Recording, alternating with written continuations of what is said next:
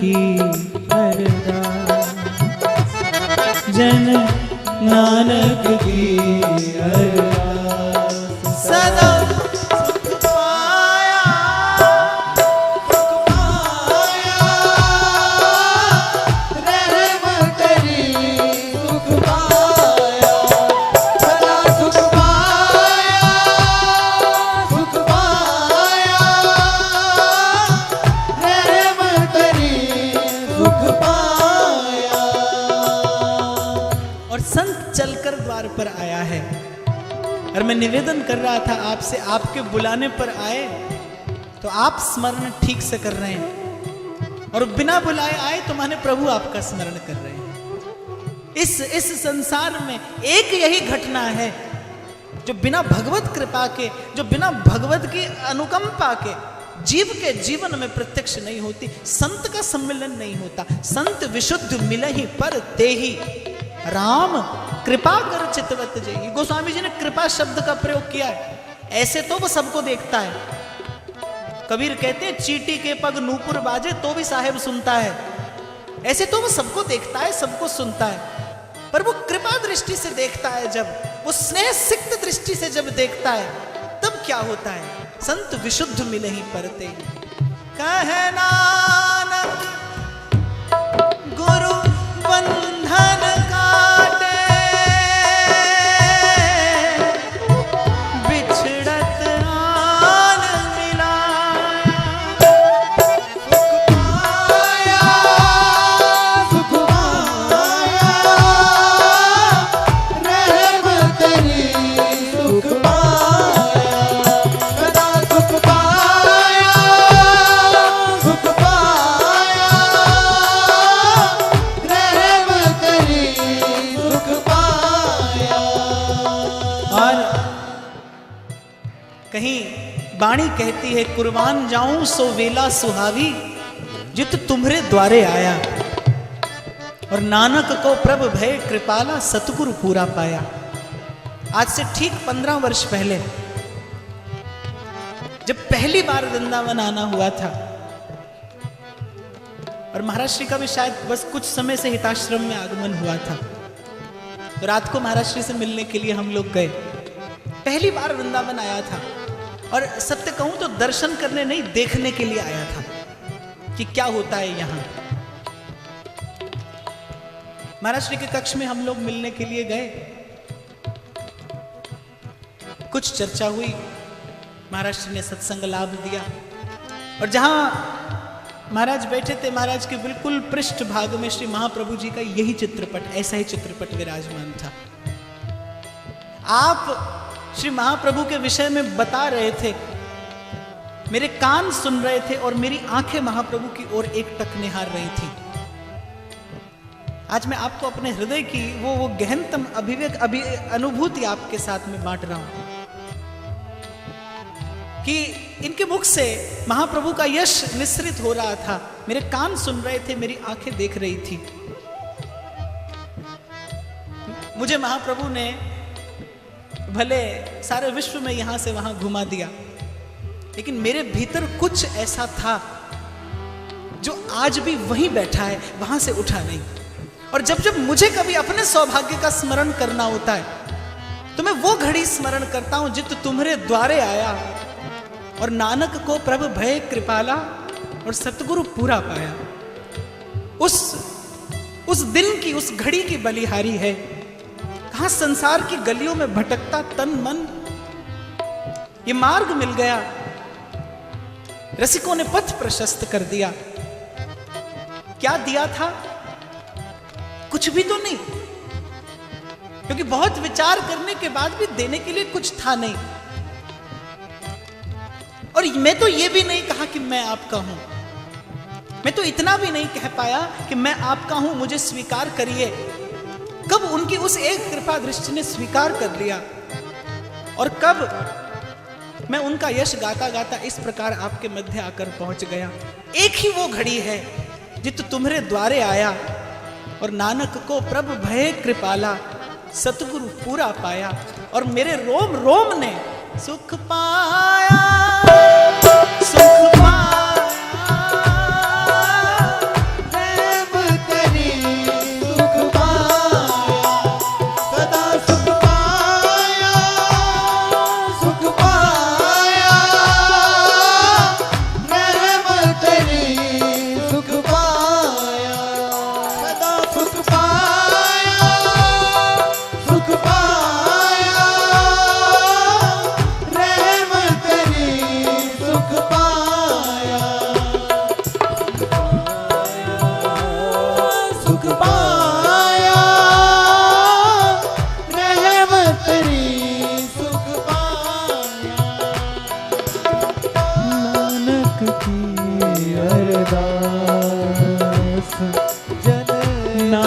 नानक की अरदास सदा सुख पाया, सुख पाया, रहमत तेरी सुख पाया, सदा सुख पाया, सुख पाया, रहमत तेरी सुख पाया। और अंतर की व्यथा वेदना दूर हो गई सत्पुरुष का दर्शन पाकर। और मुझे ऐसा लगता है कि यही एकमात्र कसौटी भी है, यही एकमात्र लक्षण भी है कि आपको जीवन में संत मिला है जो आपके भीतर की व्यथा और वेदना का निवारण कर दे, और आपके बिना याचना के केवल उसका सामीप्य सानिध्य, उसका आभा मंडल, उसकी आभा प्रभा, उसके रोम रोम से छिटकता सत्य का वो उजास, वो प्रकाश। सत्य को न तो परिचय की आवश्यकता है, न किसी आदि व्याधि और उपाधि की। सत्य सत्य से ही विभूषित रहता है, क्योंकि सत्य यदि सत्य है तो फिर वो शिव भी है और फिर वो सुंदर भी है। भीतर बैठाया चरण पखारे और अनबोलत मेरी बिरथा जानी, ये सत्पुरुष का लक्षण है। व्यास जी के उर अंतर की वेदना जान ली श्री नृसिंहाश्रम जी ने। पूछा कि तुम दोनों के हृदय का कष्ट क्यों है, क्या कारण है इस पीड़ा का। तो आज पहली बार तारा रानी ने साहस एकत्रित करके निवेदन किया, प्रभु जिसने बिना अभिव्यक्त किए हृदय का कष्ट जान लिया, क्या वो कष्ट का कारण नहीं जानता होगा। हमने तो आपसे अपनी पीड़ा नहीं निवेदन की, आप यदि आपने हमारी मौन पीड़ा समझ ली तो क्या आप पीड़ा का कारण समझने में समर्थ नहीं है। आप जानते हैं आपसे क्या निवेदन किया जाए। दीर्घ निश्वास भरते हुए श्री नृसिंहाश्रम जी कहने लगे, व्यास तुम तो पंडित हो, तुम जानते हो कि तुम्हारे भाग्य में संतान का सुख नहीं है। तारा रानी कहने लगी, प्रभु अपराध क्षमा करें, यदि सब कुछ भाग्य का ही लिखा होता है फिर संतों की महिमा क्या है। उस पीड़िता के हृदय का वो वाक्य चोट कर गया नृसिंहाश्रम जी के हृदय पर। संत हृदय नवनीत समाना, वो माता जिसका वात्सल्य छटपटा रहा है किसी पर बरस जाने के लिए, वो कोख जो आतुर है किसी को अपने आलिंगन में बद्ध कर लेने के लिए, वो उस जननी के हृदय से ये आर्त पुकार जब निकली, यदि सब कुछ भाग्य का लिखा होता है फिर आपकी क्या महिमा है, फिर संत की क्या महिमा है। संतों से सुना है 7 द्वीप 9 खंड में गुरु से बड़ा न कोय, करता करे न कर सके पे गुरु करे सो होए। आज पहली बार नृसिंहाश्रम जी को लगा कि ज्ञान मौन है, ज्ञान के पास इस प्रेम भरी बात का उत्तर देने के लिए कोई शब्द नहीं है। कि माता के हृदय का प्रेम जो आकुल व्याकुल हो रहा है, आज इसके उत्तर में मेरे पास कुछ नहीं है। मौन होकर उठ गए कि संध्या काल में तुमसे मिलूंगा। इष्ट आराधन में तन्मय हो गए श्री नृसिंहाश्रम जी, और ये तो केवल भूमिका बन रही थी। भगवान की अघटन घटना पटीयसी इच्छा शक्ति सब कार्य कर रही थी। व्यास मिश्र के यहाँ नृसिंहाश्रम जी का आना भी कुछ ऐसा ही था। भगवत संकल्प से प्रेरित होकर नृसिंहाश्रम जी आए। नृसिंह भगवान की उपासना जिन्हें सिद्ध थी, तन्मय हो गए इष्ट आराधन में।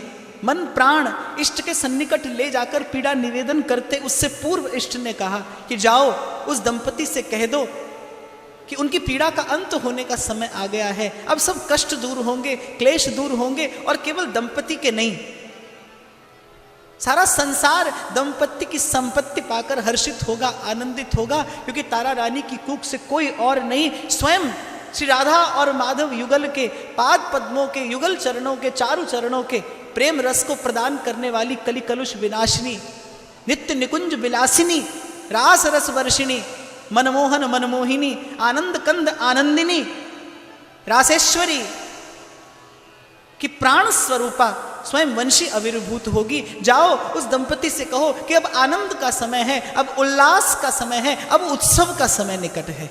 रोम रोम प्रसन्न हो गया नृसिंहाश्रम जी का। दौड़ कर गए, व्यास जी से जाकर सब घटना कह सुनाई। तारा रानी नेत्र झुकाकर भीतर कक्ष में चली गई। रोम रोम हर्ष से, आनंद से, किसी अलौकिक आनंद से परिपूर्ण हो रहा है। और मुझे सबसे सुंदर इस समग्र घटनाक्रम में, इस सारी लीला में मुझे सबसे सुंदर ये बात लगती है, सबसे प्रिय ये वार्ता लगती है कि प्रभु के आगमन की सूचना मिलती है किससे? एक संत के मुख से मिलती है। प्रभु के आगमन की बेला है, लेकिन ये सूचना कौन देता है? संत देता है। भगवान ने जब जब इस धराधाम पर अपने विभू का प्राकट्य किया है, उसमें माध्यम सदा संत बना है और संत ही बनेगा। मैं तो कई बार चर्चा करता हूं कि श्री कृष्ण प्रेम स्वरूप हैं, रस स्वरूप हैं, लेकिन यदि रस दान किसी को करना है तब श्री कृष्ण असमर्थ हैं। उद्धव को अपने प्रेम विभू से परिचय कराना था तो उद्धव को गोपांगनाओं के शरण में भेजा। जब जब भगवान ने अपना माधुर्य प्रकट किया है, ऐश्वर्य प्रभु स्वयं प्रकट करते हैं, पर ऐश्वर्य में अनुग्रह भी है और निग्रह भी है, पर माधुर्य प्रभु किसी भक्त के, संत के माध्यम से प्रकट करते हैं, क्योंकि उसमें केवल अनुग्रह है। इसीलिए तुलसी कहते हैं राम ते अधिक राम कर दासा, और इसीलिए तुलसी की लेखनी को माध्यम बनाकर वो परम तत्व कहता है, सातम सम मोहि मैं जग देखा, मोते अधिक संत करी लेखा। कभी सूचना मिलेगी आपको जीवन में, पदचाप सुनाई देगी कभी प्रभु के आने की, कोई द्वार आकर खटखटाएगा, कोई संदेशा लेकर आएगा, तो वो संत होगा। इसीलिए कृपा की कसौटी, कृपा का लक्षण, कृपा का गुण धर्म यदि कोई है तो वो जीवन में संत का सम्मिलन है। और कोई ऐसा संत जो तन की नहीं, जो मन की व्यथा दूर कर दे, जो हृदय में सुख की स्थापना कर दे, कोई ऐसा संत। इसलिए पूर्व मैंने आपसे निवेदन किया कि जब भगवान के हृदय में लोक मंगल की, लोक कल्याण की किसी कामना का स्फुरण होता है तो सत्य संकल्प, प्रभु का संकल्प मूर्तिमान होकर संत के, भक्त के किंबा आचार्य के रूप में प्रकट होता है। संत भगवान की कृपा मूर्ति है, आचार्य भगवान का कृपा विग्रह है, अनुग्रह विग्रह है, जिसमें केवल रस है। तो दंपति हर्षित हो गए। नृसिंह आश्रम जी, क्योंकि साधु का तो लक्षण है चरई वेती मुद मंगलमय संत समाजू, जो जग जंगम तीर्थ राजू। साधु की पवित्रता इसी में है कि रमण करता रहे, बहता रहे, प्रवाहमान रहे, प्रवृद्धमान रहे। साधु बड़े हर्ष और आनंद से दिवस व्यतीत होने लगे। अब तारा रानी को सहसा सहज ही भगवत स्मरण बना रहता है, क्योंकि जो उर में आया है, जो उदर में आएगा, वो अन अधिकारी को भी प्रेम रस प्रदान करने वाला है। वो जीव मात्र को, प्राणी मात्र को सत्संग, सेवा और सुमिरन की त्रिवेणी में स्नान कराने के लिए आने वाला है। वो पंचम पुरुषार्थ प्रेम प्रदान करने के लिए आने वाला है। और नृसिंह आश्रम कहकर गए थे कि व्यास, तारा रानी की प्रत्येक इच्छा, प्रत्येक मनोरथ, इनकी प्रत्येक वांछा को पूर्ण करना, क्योंकि इनके उदर में जो आ रहा है, अब इनकी इच्छा इनकी नहीं होगी, अब इनका मन इनका नहीं रहेगा, अब इनका चित्त इनका नहीं रहेगा। वो सब कुछ प्रेम स्वरूप होने वाला है, वो सब तन्मय तदात्म होने वाला है। इसलिए इनके मनोरथ का ध्यान रखना।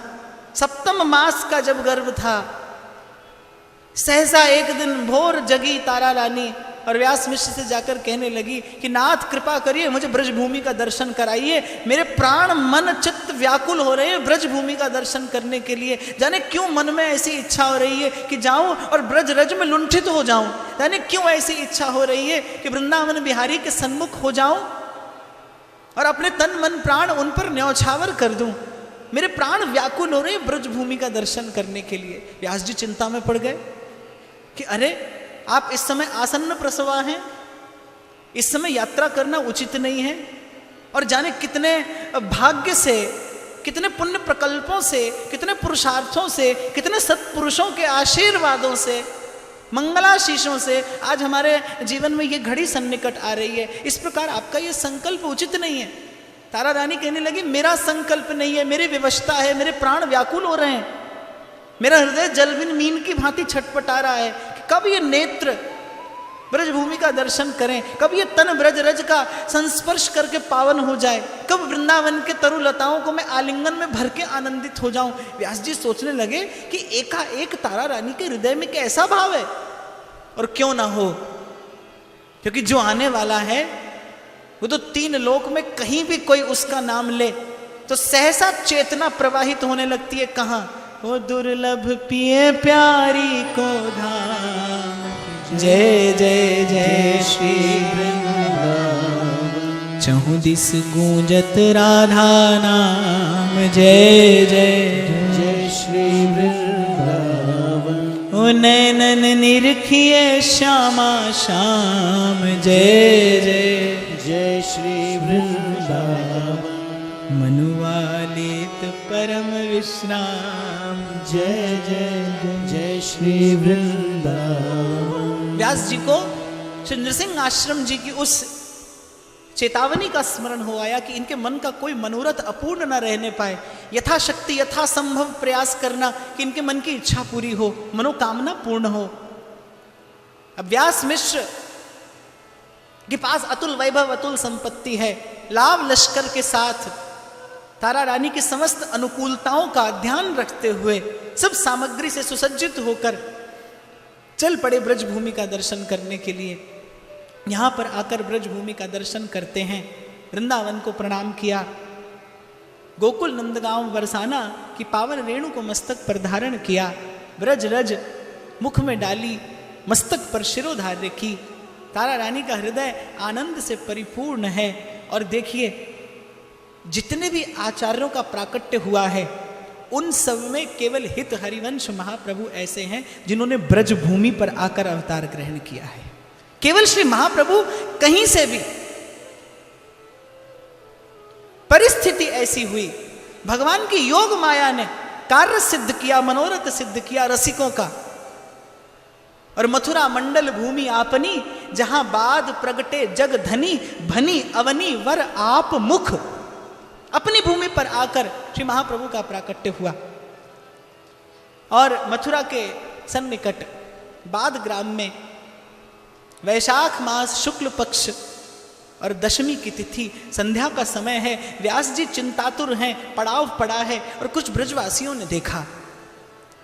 व्यास जी तेजस्वी ब्राह्मण थे, ब्रजवासियों ने देखा कि कोई तेजो मूर्ति तपो मूर्ति ब्राह्मण है, सदगृहस्थ मालूम पड़ता है। ब्रजवासियों ने जाकर पूछा, आप अतिथि हैं हमारे, आपकी चिंता को कहा कारण है? व्यास जी ने निवेदन किया कि भैयाओं, मेरी धर्मपत्नी या समय आसन्न प्रसवा हैं, किसी भी समय मुझे सहायता की आवश्यकता पड़ सकती है, इसी कारण से चिंतित हूं। आगे की यात्रा इस दशा में संभव नहीं है। ब्रजवासियों ने कहा, आप हमारे अतिथि हो, आप काऊ बात की चिंता मत करो, रानी जी को कोई कष्ट नहीं होवेगो और श्री ठाकुर जी की कृपा भई तो सब मंगल होएगो। क्योंकि ब्रजवासियों को, बाद ग्राम वासियों को आज किसी विशेष आनंद की अनुभूति हो रही है। घर घर तोरण बंधनवार, घर घर प्रति चित्र ही दरबार, घर घर पंच शब्द बाजिए। ब्रजवासियों को ऐसा लग रहा है कि आज पता नहीं जाने कैसा उल्लास मन में है, ऐसा लग रहा है कि जैसे आज उत्सव मना ले। कोई पूछ रहा है क्यों मना ले, बोले बिना ही कारण उत्सव मना ले। प्रेम ऐसा ही तो उत्सव है जिसका कोई कारण नहीं होता। और मुझे तो लगता है एक प्रेमोत्सव ही तो ऐसा है, एक हितोत्सव ही तो ऐसा है, प्रेम का कोई कारण नहीं होता। और कारण हो तो प्रेम नहीं होता, कारण हो और उत्सव हो तो साधारण बात है। कारण नहीं हो और उत्सव मनाने का मन करे तो समझो प्रेम है, तो समझो हर्ष है, उल्लास है। कोई कहता है ना, हमारे राधा वल्लभ लाल का नाम है नित्योत्सव मूर्ति। बोले नित्य ही उत्सव है, क्यों? क्योंकि बाकी जगह तो होता है अमुक दिन है, अमुक मुहूर्त है, अमुक तिथि है तो उत्सव होना चाहिए।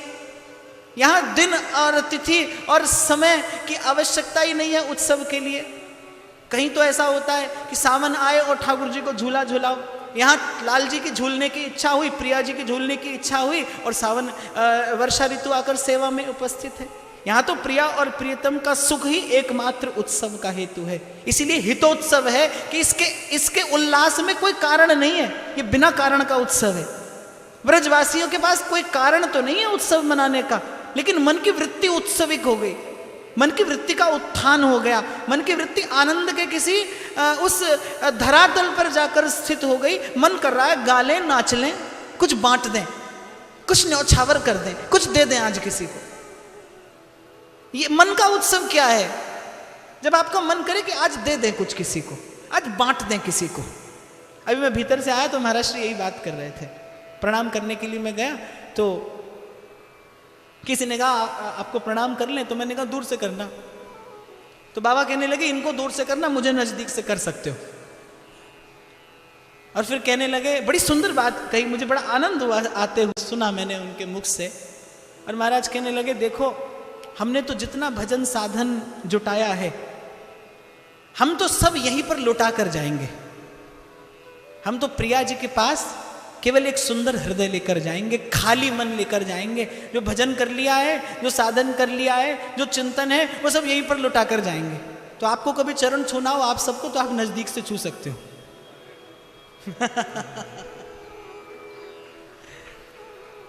तो आज ब्रजवासियों के मन में ये बोले दे दें किसी को कुछ। और मैं फिर कहूं आपसे, हितोत्सव कब हो? आपके मन में प्रेम का उत्सव कब हो? जब आपका मन करे कि अब बांट दें, अब बटोर न लें, अब हम बांट दें, अब हम ले न लें, अब हम दे दें। इसीलिए तो मैंने कहा ये उपासना आरंभ होती है कहां से? ऐसे ही देखत रहूं, जन्म सुफल कर मानो, प्यारे की भावती, भावती को प्यारो, बस जुगल किशोरई जानो, छिन ना टरो, पल होहु न इत उत, रहो एक ही तानो। श्री हरिदास के स्वामी श्यामा कुंज बिहारी मन रानो, ऐसे ही देखत रहूं, ऐसे ही रंग करो निशिवासर, वृंदा विपिन कुटी अभिराम, हो बलि जाऊं नागरी श्याम, हो बलि जाऊं नागरी श्याम। आज ब्रजवासियों के मन में उत्सव की भूमिका बन रही है। सब ब्रजवासी एक दूसरे से चर्चा कर रहे हैं, बोले भैया उतरता बैसाख है, चढ़ तो जेठ है, देख देख तो सही कैसी शीतल शीतल बयार चल रही है। और सेवक जी कहते हैं, निर्जल सजल सरोवर भय, उखटे वृक्षन पल्लव नए। कि निर्जल सरोवर सजल हो गए, सूखे वृक्ष हरे भरे हो गए। आपके मेरे भीतर भी एक निर्जल सरोवर पड़ा है, आपके मेरे भीतर भी एक निर्जल सरोवर है। कभी वो प्रेम रस से परिपूर्ण हो जाएगा, लबालब भर जाएगा। एक सूखा वृक्ष आप और मैं भी तो हैं कि पंछी को छाया नहीं और फल लागे अति दूर। आपने मैंने जीवन में बड़ी उपलब्धि कर ली, किसी को क्या सुख है? और बहुत बार तो ऐसा होता है बाप, आपकी मेरी उपाधि किसी के लिए व्याधि हो जाती है। मनुष्य की उपाधि पहले तो उसी के लिए ही व्याधि है। मैं तो कई बार विनोद करता हूं, बुरा मत मानना, ऐसे विनोद में कह रहा हूं कि मार्ग तो ये स्वयं को मिटाने का था, पर विडंबना ये कि इस पथ पर पैर धरते ही व्यक्ति कुछ ना कुछ बन जाता है। लाडली दास जी लिखते हैं, आए थे हरि भजन को और बन बैठे भगवान, अज्ञ जनन सन्मान लग भई प्राप्ति में हान। गालिब कहता है, कुछ न था तो खुदा था, कुछ न था तो खुदा था, और कुछ न होता तो खुदा होता। कुछ होने ने मजबूर कर दिया, कुछ होने ने उससे दूर कर दिया। कुछ ना होता तो खुदा होता, और कुछ ना था तो खुदा ही था। कुछ होने ने मजबूर कर दिया, और कुछ होने ने उससे दूर कर दिया। और संसार क्या है? आपको कुछ बना देता है, और जैसे ही आप कुछ होते हैं आप जकड़ जाते हैं उस कुछ होने की मर्यादा में, उस बंधन में। इसीलिए महाप्रभु संकेत करते हैं, ये पथ किसके लिए है? न जानीत लोकम न च निगम जातम कुल परंपरा, वानो जानत्य अह न सताम चापि चरितम, रसम राधायामा भजति किल भावम ब्रजमणौ, रहस्य तद्यस्य स्थितिरपि न साधारण गति। महाप्रभु ने कहा है ऐसा, जो आप और मैं सरल शब्दों में गा देते हैं, वैसा महाप्रभु ने भी कहा, लिखंति भुजमूलतो न खलु शंख चक्रादिकम, विचित्र हरिमंदिरम न रचयन्ति भालस्थले, लसत तुलसी मालिकाम ददति कंठ पीठे नवा, गुरोर भजन विक्रमात् क इहते महाबुद्धयः।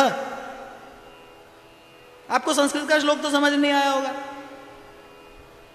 मैं हिंदी में बताता हूं। हिंदी में क्या कहा है महाप्रभु ने? छाप तिलक सब छीनी रे मुझसे नैना मिलाए।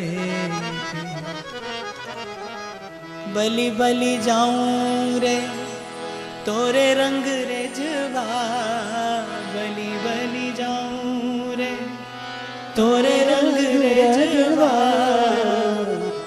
मोहे सुहागन की नीरे मुझसे नैना मिलाए के।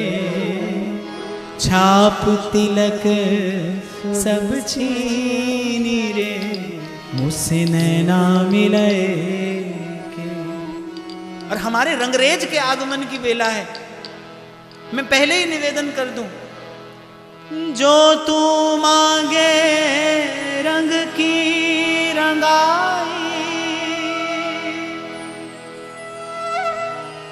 जो तू मांगे रंग की रंगाई। मोरा जोबन गिरवी रख ले, मारी चुनरिया अपनी पगरिया। दोनों बसंती रंग दे। सब सखियन में चुनर मोरी मैली,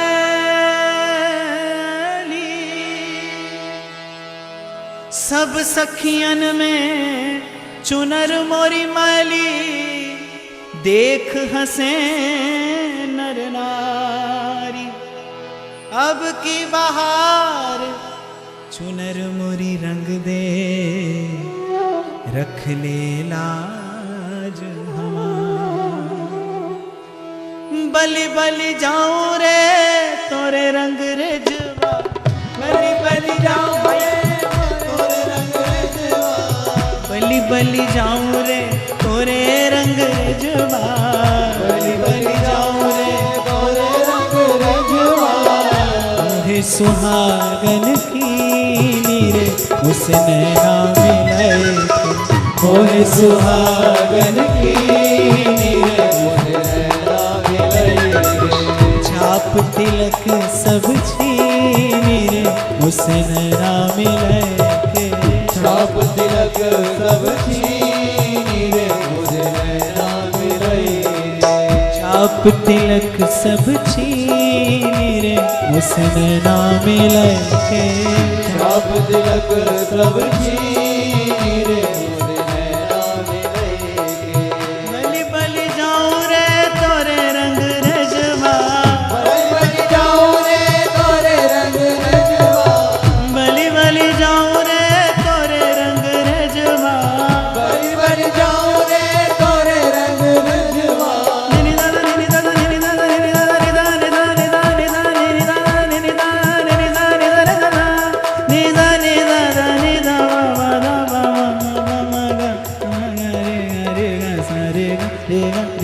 छाप तिलक सब छीनी रे मुझसे नैना मिलाए के। छाप तिलक सब छीनी रे मुझे नैना मिलाए के। नैना मिलाए के जी नैनों में आए के। नैना मिलाए के जी नैनों में आए के। महाप्रभु की वाणी में ऐसी उन्मत्तता पदे पदे परिलक्षित होती। रहो दास्यम तस्याह किमपि वृषभानोर व्रजवरीयसः। पुत्र्याः पूर्ण प्रणयरस मूर्तेर्यदि लभे।